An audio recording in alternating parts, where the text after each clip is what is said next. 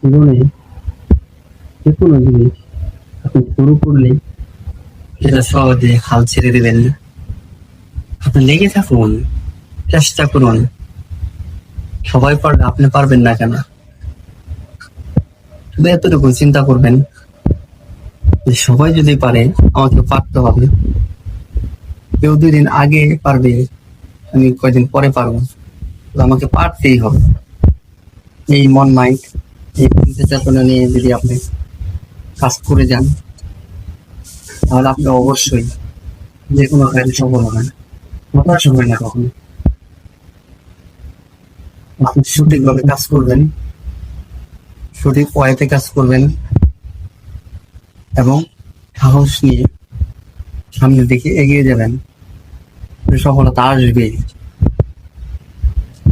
কেননা আপনি সফল হয়ে জন্ম নিয়েছেন।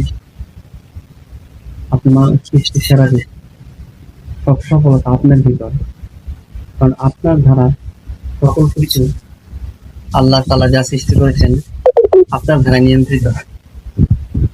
বন্ধুরা, কখনো ঘাবড়াবেন না কোনো কিছু নিয়ে, সবসময় সাহস নিয়ে সামনের দিকে এগিয়ে যাবেন। সফলতা ইনশাআল্লাহ আসবেই। ভালো থাকবেন, খুদা হাফেজ।